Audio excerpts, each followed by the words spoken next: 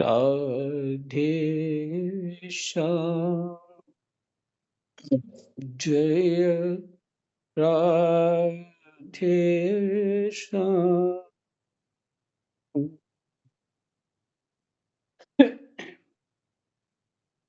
जी सीताराम श्री राम जय राम। श्री गणेशाय नमः। श्री सीतारामाभ्यां नमः। श्री हनुमते नमः। श्री उमापते नमः। श्री गुरुवे नमः। सब संतन की जय जय। जय जय सीताराम राधे श्याम राम।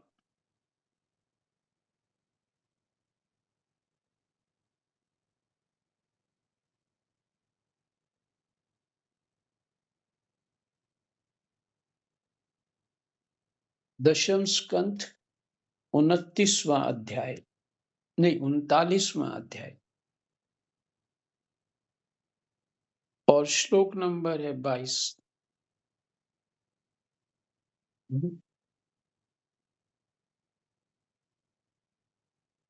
अब भगवान जाना चाहते हैं मथुरा। पखरू जी लेने आए और गोपियां अपनी आंखों से ओझल भगवान को नहीं देखना चाहती। कृष्ण हमारी आंखों से ओझल नहीं होना चाहिए।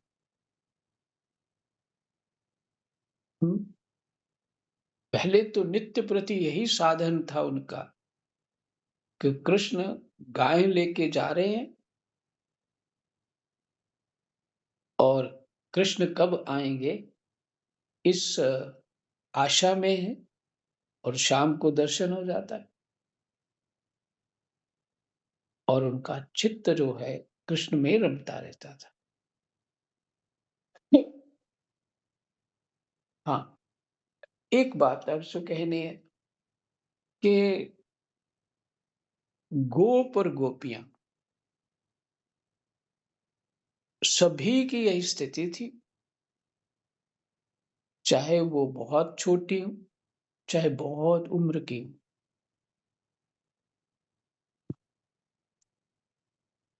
जैसे उनके भाव होते हैं बालक के प्रति, वो सारे भाव अपनी योग्यता के अनुसार उन्होंने जोड़ रखे थे।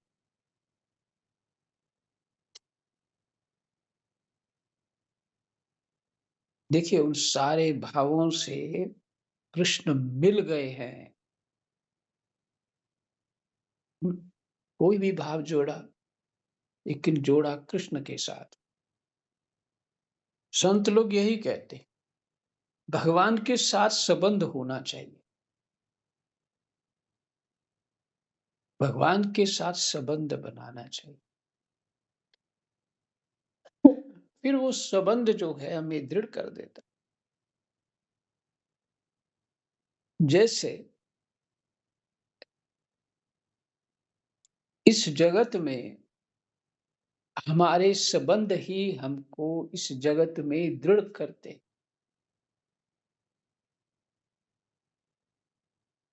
और ममता बढ़ा देते हैं। हम्म? और एक दूसरे के विरह में प्राण भी छोड़ देते हैं, मर मिटते हैं। इसके कारण, संबंध के कारण।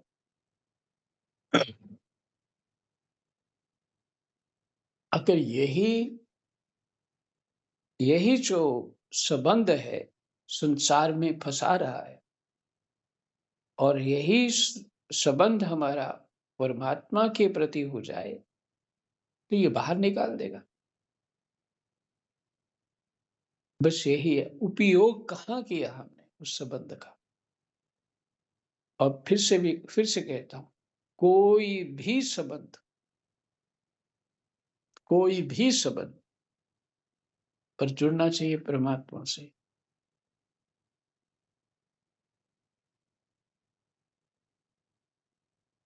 हमें कैसा संबंध करना चाहिए, कैसा नहीं करना चाहिए, इसका चिंतन छोड़ छोड़ दो। वो परमात्मा श्रृंगार कर लेंगे अपनी गोपी का। हमारा भाव वो कैसा करना वो कर लेंगे। तुम बस यहाँ हो वैसे चल पड़ो।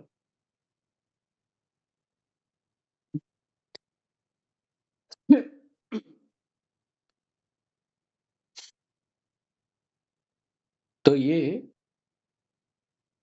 अब वो कृष्ण को आँखों से ओझल नहीं देखना चाहती, कोई भी नहीं देखना चाहता। हम सब वहाँ हों तो हम क्यों नहीं, हमारी भी वही स्थिति हो।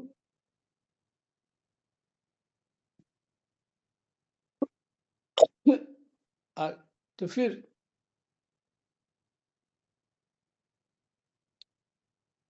मैं 21वें श्लोक का कुछ अंश पढ़ रहा हूँ। यह तो साफ तुम्हारी क्रूरता है। विधाता को विधाता की कमी निकाल रही हैं, क्योंकि ऐसी स्थिति में तो ऐसा ही होता है।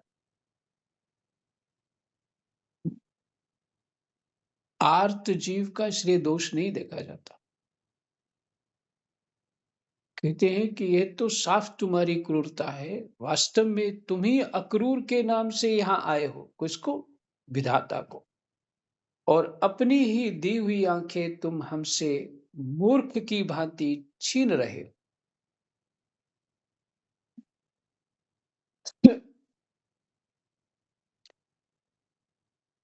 इनके द्वारा हम श्याम सुंदर के एक एक अंगों में तुम्हारी सृष्टि का संपूर्ण सौंदर्य निहारती रहती थी। तुम्हें ऐसा नहीं चाहिए। बहुत कुछ है एक ही वाक्य में। इनके द्वारा हम श्याम सुंदर के एक एक अंगों में तुम्हारी सृष्टि का संपूर्ण सौंदर्य निहारती रहती थी।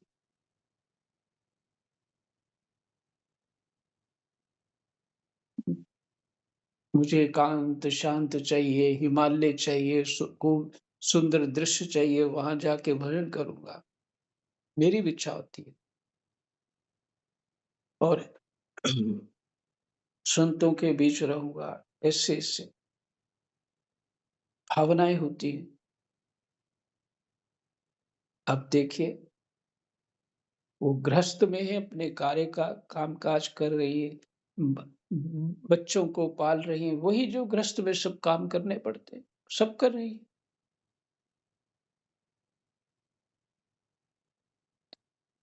और वो वही कृष्ण का दर्शन होगा, वो चाह जो है, काम करते हुए वो चाह बनी हुई है। कृष्ण आएगा, मैं देखूंगी, मैं देखूंगा। हाँ, वो सुंदरता का दिन रात जो चिंतन होता रहता है भगवान की, चित्त अपने आप ही खींच लेता। कृष्ण चित्त को अपने आप ही खींच लेता है।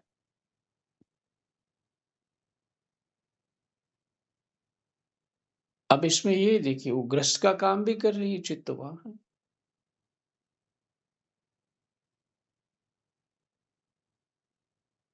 और कृष्ण का नाम लेते ही उड़ जाएंगे, इतनी सारी थोड़ी सी बात है गुरु ने कही। और उनका कृष्ण की स्मृति होते ही चित्त निरोध हो जाता है, और कोई स्थिति रहती नहीं।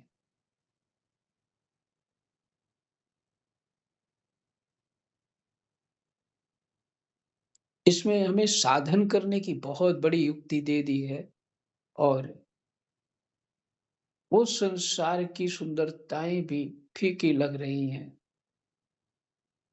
वो ग्रस्त में ही काम करती हैं, वही स्थितियां हैं उनकी। परमात्मा में चिंतन है, सबको खिला पिला रही हैं, भावनाएं कर रही हैं, सब कुछ कर रही हैं वो जो ग्रस्त में करना चाहिए। बच्चों को जन्म दे रही हैं, बच्चों को पाल रही हैं। हुँ, जो भी शरीर की परेशानियाँ होती हैं, वो भी हो रही हैं।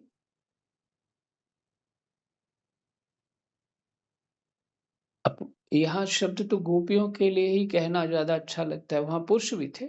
ऐसा नहीं है कि पुरुष बच जाएँगे उसमें, उस आकर्षण से पुरुष क्या बच जाएँगे? फिर वही जाकी रही भावना जैसी प्रभु मूरत देखी तिन तैसी।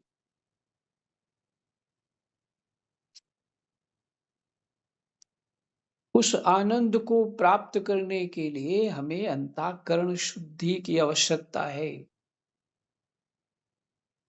अंतःकरण शुद्धि अपने स्वभाव जो हमें रजोगुण तमोगुण के कारण पड़े हुए हैं, वैसे मैले कुचैले चित्त से परमात्मा के आनंद का अनुभव ठीक ठीक से नहीं हो पाए,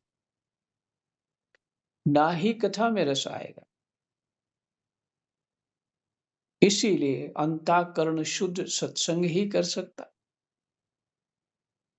हमारा खान पान व्यवहार और सबसे ज्यादा लाभ होता है सत्संगियों का संग करना,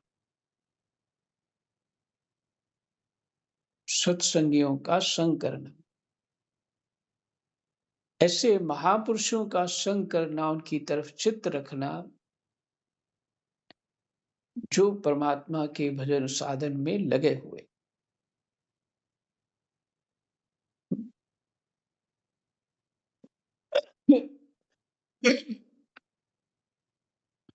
तो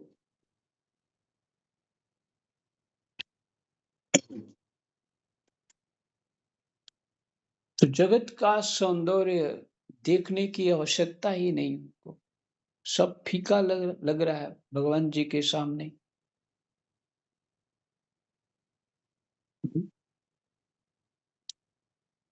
इसलिए नया उनको कोई और साधन नहीं करना, और वास्तविक साधन यही है।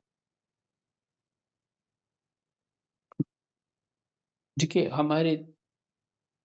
हमारा शरीर को 3 कर्म तो करने ही चाहिए। क्या? कर्म, भावना और विचार। इसमें 3 वस्तुएं हैं, कर्म, भावना और विचार। इन तीनों का तालमेल ठीक हो जाए, तो हमें धर्म का ज्ञान ठीक-ठीक है। इन तीनों का तालमेल ठीक हो जाए, तो फिर धर्म का ज्ञान ठीक-ठीक है, और धर्म होने से वैराग्य हो जाएगा।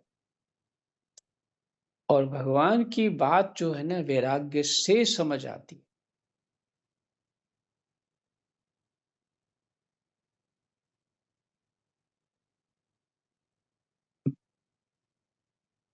और वैराग्य से ही ज्ञान होता है, ज्ञान का ही पूरक वैराग्य है।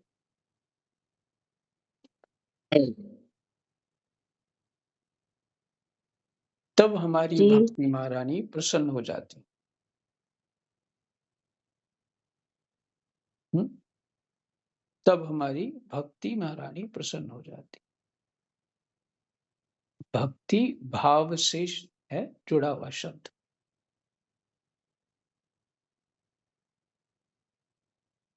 भक्ति जो भावना है, और ज्ञान विच हमारी बुद्धि से संबंध रखता है। कर्म को सब जानते हैं। तो अब चलते हैं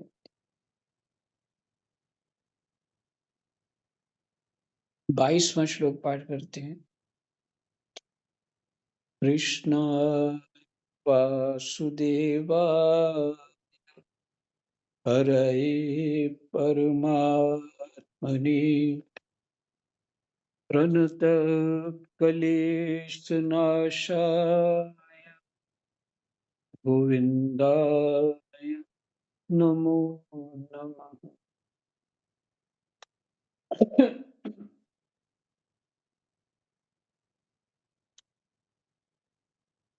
अहो नंद नंदन श्याम सुंदर को भी नए नए लोगों से नेह लगाने की चाट पड़ गई है।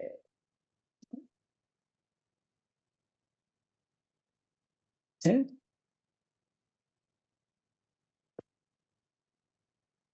अब देखिए क्या चाट पड़ गई। एक चित्त जो है, अब कृष्ण चला जाएगा वहां तो और लोग उनके पीछे पड़ जाएंगे।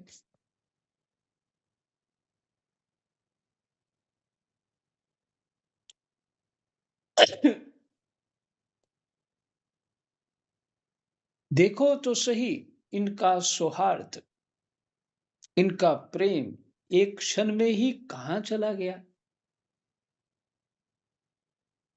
अक्रूर जी आए हैं बुलाने के लिए और चल पड़े।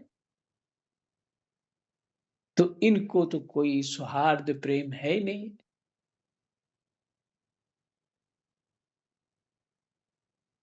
स्वाभाविक है, सभी लोग ऐसा ही कहते हैं। हम तो अपने घर द्वार स्वजन संबंधी पति पुत्र आदि को छोड़कर इनकी दासी बनी, और इन्हीं के लिए आज हमारा हृदय शोकातुर हो रहा है। परंतु ये ऐसे हैं कि हमारी ओर देखते तक नहीं।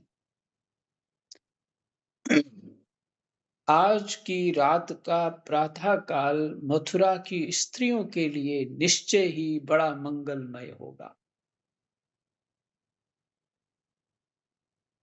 आज उनकी बहुत दिनों की अभिलाषाएं अवश्य ही पूरी हो जाएंगी। जब हमारे ब्रजराज श्याम सुंदर अपनी तिरछी चितवन और मंद मंद मुस्कान से युक्त मुखारविंद का मादक मधु वितरण करते हुए मथुरापुरी में प्रवेश करेंगे।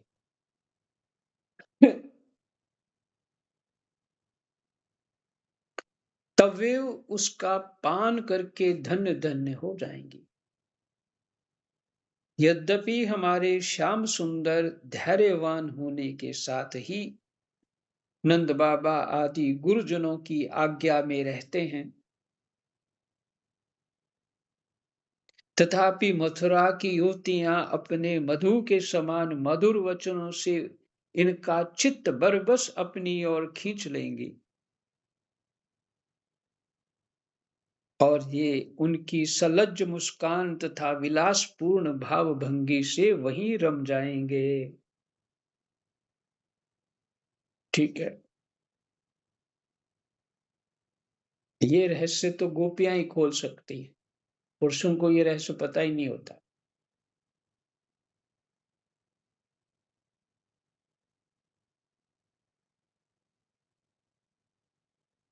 हम्म? फिर से सुनिए। यद्यपि हमारे श्याम सुंदर धैर्यवान होने के साथ ही नंद बाबा आदि गुरुजनों की आज्ञा में रहते हैं,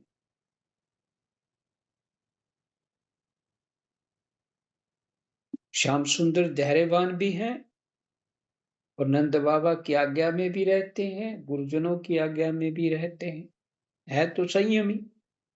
तथापि मथुरा की युवतियां अपने मधु के समान मधुर वचनों से इनका चित्त वर बस अपनी ओर खींच लेंगी।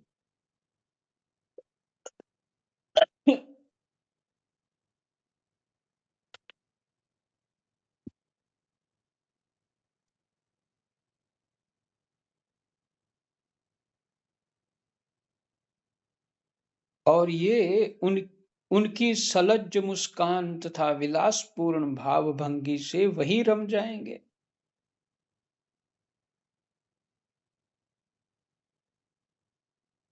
फिर हम गंवार ग्वालिनों के पास ये लौट कर क्यों आने लगे। धन्य है आज हमारे श्याम सुंदर का दर्शन करके मथुरा के दाशारह भोज अंधक और वृष्णिवंशी यादवों के नेत्र अवश्य ही परमानंद का साक्षात्कार करेंगे।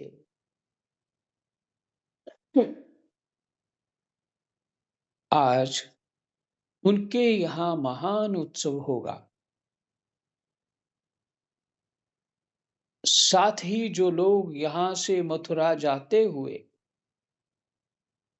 रमा रमन गुण सागर नट नागर देवकी नंदन श्याम सुंदर का मार्ग में दर्शन करेंगे, वे भी निहाल हो जाएंगे।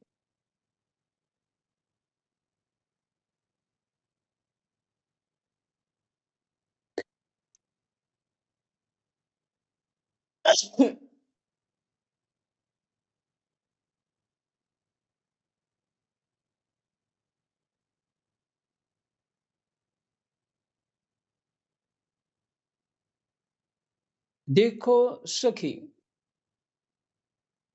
यह अक्रूर कितना निठुर, कितना हृदयहीन है।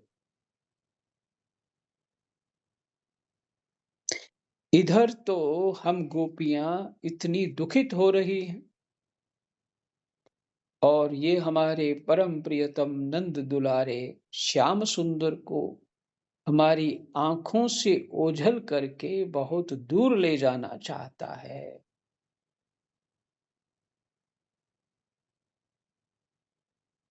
और दो बात कहकर हमें धीरज भी नहीं बंधाता, आश्वासन भी नहीं देता। सचमुच ऐसे राम सचमुच ऐसे अत्यंत क्रूर पुरुष का अक्रूर नाम नहीं होना चाहिए।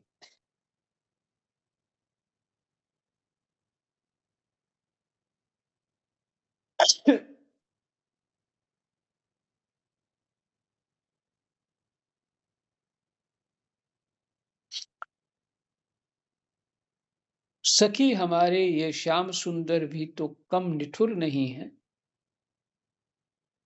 देखो देखो, वे भी रथ पर बैठ गए और मतवाले गोपगण छकड़ों द्वारा उनके साथ जाने के लिए कितनी जल्दी मचा रहे हैं।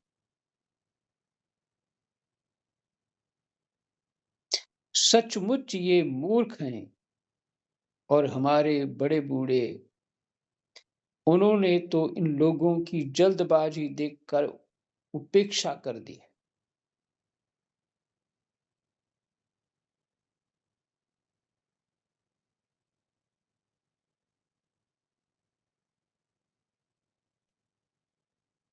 उन्होंने तो इन लोगों की जल्दबाजी देखकर उपेक्षा कर दी है कि जाओ, जो मन में आवे करो।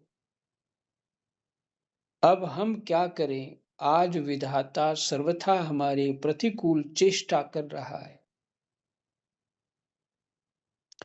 चलो, हम स्वयं ही चलकर अपने प्राण प्यारे श्याम सुंदर को रोकेंगे। कुल के बड़े बूढ़े और बंधुजन हमारा क्या कर लेंगे। हम्म। अरे सखी, हम आधे क्षण के लिए भी प्राण वल्लभ नंद नंदन का संग छोड़ने में असमर्थ थीं। आज हमारे दुर्भाग्य ने हमारे सामने उनका वियोग उपस्थित करके हमारे चित्त को विनष्ट एवं व्याकुल कर दिया है। सखियों, जिनकी प्रेम भरी मनोहर मुस्कान, रहस्य की मीठी मीठी बातें, विलासपूर्ण चितवन और प्रेमालिंगन से अपने रासलीला की वे रात्रियां जो बहुत विशाल थीं, एक क्षण के समान बिता दी थीं।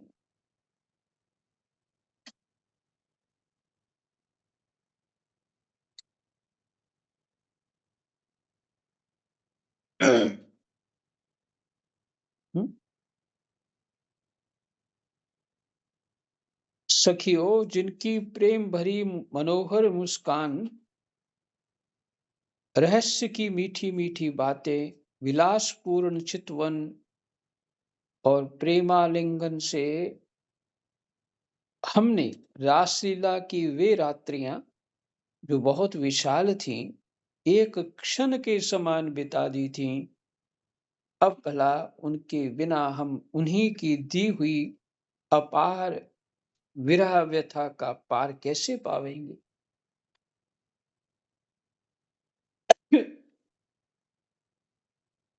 एक दिन की नहीं, प्रतिदिन की बात है। सायंकाल में प्रतिदिन वे ग्वाल वालों से घिरे हुए बलराम जी के साथ वन में गौएं चराकर लौटते हैं। उनकी काली-काली घुंघराली अलकें और गले के पुष्पहार गौओं की खुर की रज से ढके रहते हैं।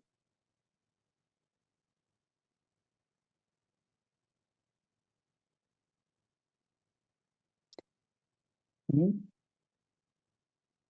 जब गौएं चराकर लौटते हैं, उनकी काली-काली घुंघराली अलकें और गले के पुष्पहार गौओं के खुर की रज से ढके रहते हैं। धूल उड़ती है तो जो उनकी बाल हैं उसके ऊपर रज आ जाती है, मिट्टी आ जाती है। वे बांसुरी बजाते हुए अपने मंद-मंद मुस्कान और तिरछी चितवन से देख-देख कर हमारे हृदय को भेद डालते हैं। उनके बिना भला हम कैसे जी सकेंगे?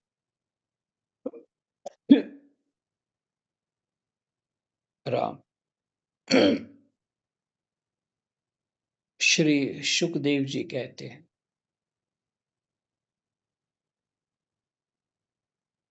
देखिए, अगर यही वार्ता कोई और साधारण जीव सुने तो उसको लगेगा ये सब तो गड़बड़ है भाई, ये तो अधर्म है। और किस उसका उस स्थिति का वर्णन भगवान सुखदेव कर रहे हैं। जो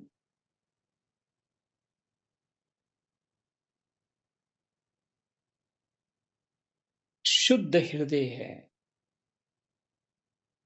जो शुद्ध हृदय हैं, ज्ञान स्वरूप हैं और वैराग्यवान हैं, उनका जैसा तो कोई वैराग्यवान है ही नहीं।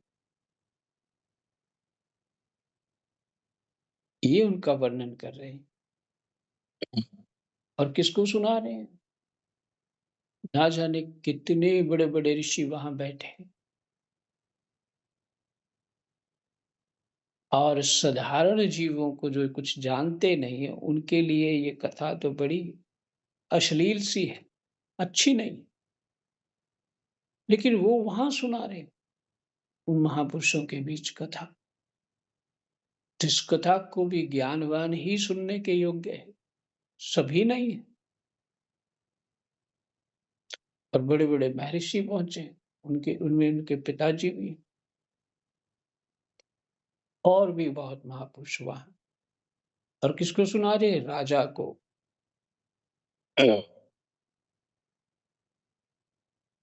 श्री सुखदेव जी कहते हैं, परीक्षित, गोपियां वाणी से तो इस प्रकार कह रही थीं, परंतु उनका एक-एक मनोभाव भगवान श्री कृष्ण का स्पर्श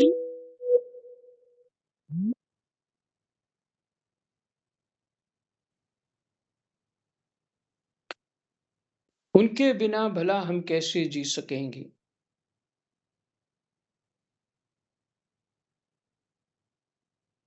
श्री सुखदेव जी कहते हैं, परीक्षित, ये कोई साधारण राजा नहीं है। ये पांडव इत्यादि सब मिल जाएं तो एक ही परीक्षित में इतने सारे गुण थे, इतने धर्मज्ञ, इतने बलशाली। इनका जीवन चरित्र वहां महाभारत में सुनेंगे तब समझ में आएगा। परीक्षित, गोपियां वाणी से तो इस प्रकार कह रही थीं, परंतु उनका एक एक मनोभाव भगवान श्री कृष्ण का स्पर्श उनका आलिंगन कर रहा था। वे विरह की संभावना से अत्यंत व्याकुल हो गईं और लाज छोड़कर हे गोविंद, हे दामोदर, हे माधवेति, हे माधव, कोई एक स्तोत्र भी है उस इस इसी में, मुझे भूल रहा है वो नाम। हुँ, हे गोविंद, हे दामोदर, हे माधवेति, जिसमें बार-बार यही उनके चित्त में ही दूध बेचते हुए हाँ, और घर का काम करते हुए उनके चित्त में यही रहता था। ऐसे ही बोलती थी, हे गोविंद, हे दामोदर, हे माधव। हुँ, इस प्रकार ऊँची आवाज़ से पुकार-पुकार कर सुललित स्वर से रोने लगीं। गोपियाँ इस प्रकार रो रही थीं। रोते-रोते सारी रात बीत गई। सूर्योदय हुआ। अक्रूर जी संध्या वंदन आदि नित्य कर्मों से निवृत्त होकर रथ पर सवार हुए और उसे हाँक ले चले।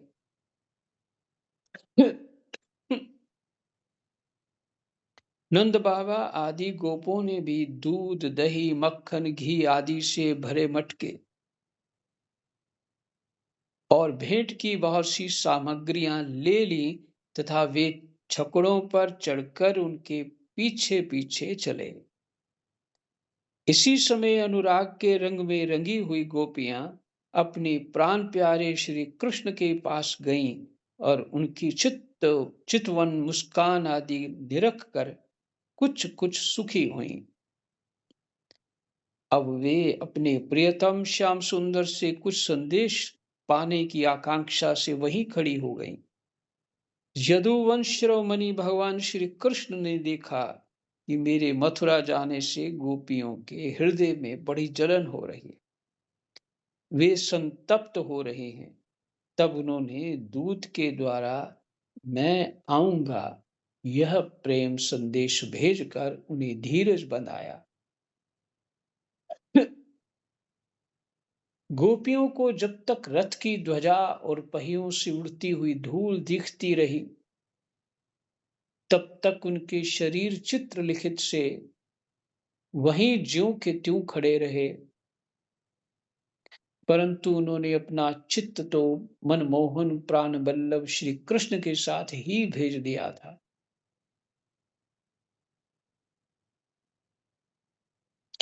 अभी उनके मन में आशा थी कि शायद श्री कृष्ण कुछ दूर जाकर लौट आएं।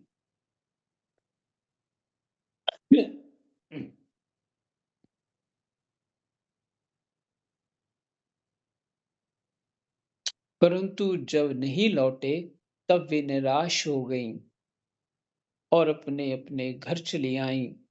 परीक्षित, वे रात दिन अपने प्यारे श्याम सुंदर की लीलाओं का गान करती रहीं और इस प्रकार अपने शोक संताप को हल्का करती। जय जय सीताराम, राधे श्याम।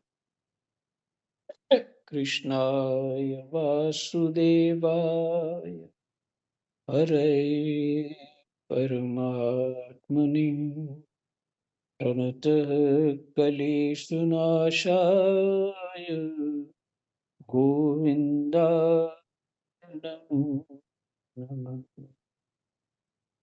जय जय।